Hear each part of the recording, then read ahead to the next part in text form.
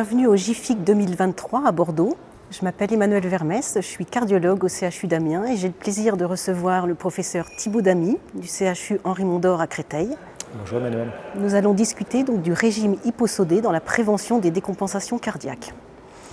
Alors peut-être dans un premier temps, Thibaut, est-ce que vous pouvez nous redéfinir ce qu'est un régime hyposodé chez le patient insuffisant cardiaque ? Alors c'est vrai que c'est finalement assez complexe pour le cardiologue de bien comprendre ce que c'est que le régime hyposodé, de l'expliquer et d'avoir bien sûr le temps de l'expliquer. Alors il existe différents niveaux de régime hyposodé en fonction de la restriction en sel qu'on va indiquer au patient. On peut parler de régime hyposodé très strict à moins de 3 grammes de sel, modéré à 6 grammes et puis une consommation usuelle entre 10 à 12 grammes. C'est évident que les recommandations qu'on va donner aux patients ou les explications qu'on va donner aux patients ne peuvent pas être à ce point aussi strictes et précises sur le nombre de grammes, mais que le patient va fluctuer. Mais c'est des informations qui sont importantes de donner aux patients. Donc finalement, ce que vous recommandez, c'est plutôt autour de 6 grammes, mais en dessous, par exemple, le régime strict dont on parlait avant. Avant, on avait une notion de régime strict chez les patients dès qu'ils arrivaient en hospitalisation. Là, maintenant, c'est modulé, c'est un petit peu moins strict. Alors effectivement, Emmanuel, les choses ont vraiment beaucoup changé. Alors, il a fallu une dizaine d'années, mais c'est vrai que nous, les cardiologues, on se focalise toujours sur les traitements, les médicaments, les devices, etc. Et on n'a pas forcément suivi comment le régime hyposodé variait. Mais clairement, les recommandations sont parties totalement en arrière. En 2008-2009, on recommandait la restriction en sel aux patients. Et clairement, maintenant, il y a un levé en fait, de cette restriction, et particulièrement de la restriction stricte à moins de 3 grammes, qui serait délétère pour le patient. Ça a été démontré scientifiquement. Ça augmente le fardeau, le risque de dénutrition, le risque de soif, notamment pendant les hospitalisations. Et on part vraiment sur un 6 grammes dans la vie quotidienne des patients. Et alors, est-ce que vous pouvez éventuellement nous redire un tout petit peu les dernières recommandations? Qu'est-ce qu'elles disent? Quel est l'effet finalement du régime, donc on va considérer hyposodé pour qu'on soit tous d'accord à 6 grammes? Quel est son effet sur la prévention justement des décompensations?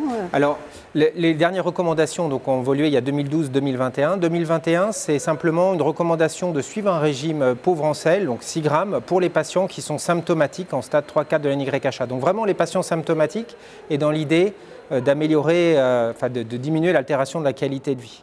Et ça, ce qui est important, c'est qu'il y a une étude canadienne qui a été publiée dans Lancet 2022 qui s'est intéressée à comparer un régime hyposodé à moins de 4,5 ou à plus de 4,5 avec une étude vraiment randomisée, bien suivie, qui a regardé les événements cardiovasculaires. Et il n'y avait aucune différence en termes d'événements cardiovasculaires d'un régime hyposodé strict. Et par contre, en termes de qualité de vie, d'amélioration de la NYHA, c'était le régime moins strict, au-delà probablement de 6 grammes, dans la vie quotidienne qui donnait des signaux positifs. Donc on a vraiment des preuves pour cela. D'accord. Donc surtout en fait dans la prévention des décompensations, on est bien d'accord. Voilà. Et quels conseils vous pourriez donner pour améliorer l'adhérence des patients? Parce qu'on sait également que ces patients, c'est difficile d'adhérer et c'est d'autant plus difficile que vous l'aviez montré dans votre étude, que l'impact psychologique de savoir qu'il faut faire un régime, on va dire hyposodé, est difficile. Il y a un impact psychologique important. Et donc, comment, en pratique, le cardiologue ou le médecin généraliste peut essayer d'améliorer ça, cette adhérence et ce moindre impact psychologique? Alors effectivement, Emmanuel, on avait démontré dans l'étude OFICSEL, qui est l'Observatoire français de l'insuffisance cardiaque et du sel qui a été publié, où on avait interrogé plus de 2822 cardiologues et patients. Donc on avait ce que le cardiologue avait prescrit comme régime, ce que le patient avait compris, le même patient en parallèle. Et puis on avait un questionnaire espion pour savoir ce que le patient consommait vraiment, qui évaluait donc la quantité de sel prise. Et on a également réalisé un questionnaire de fardeau de la conséquence du régime diététique sur la qualité de vie du patient.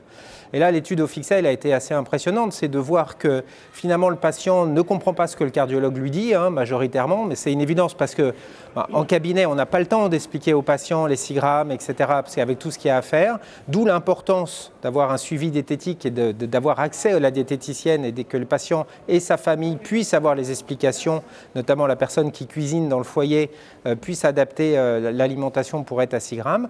Et donc pour le reste, donc on avait dans le questionnaire espion et le questionnaire de fardeau. Et ce qu'on a pu démontrer, c'est que non seulement quand les patients ont compris, ils ne font pas forcément ce qu'ils ont à la fois, ce qui a été prescrit, ce qui a été compris, mais dans la vraie vie, ils ne vont pas forcément suivre le régime.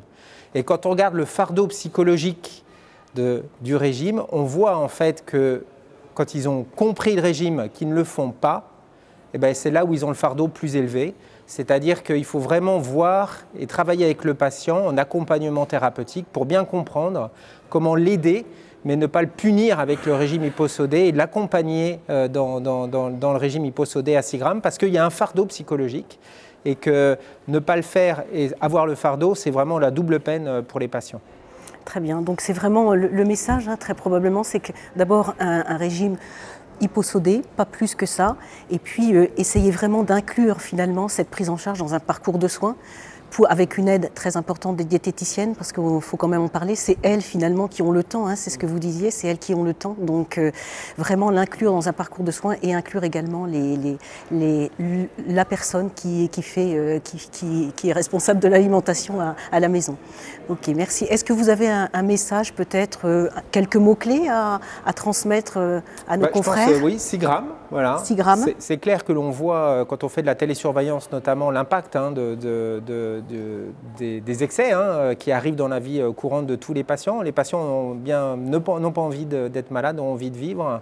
Et ça, il faut bien sûr le comprendre, les accompagner, les guider sur pouvoir l'adaptation éventuellement des thérapeutiques et notamment des diurétiques s'il y a un excès. Mais autoriser effectivement à un moment la possibilité d'avoir une vie normale, parce que c'est ce qui arrive, c'est quand même important et ça va dans l'accompagnement et dans la confiance qu'on peut avoir avec les patients. Merci beaucoup. Merci Manuel.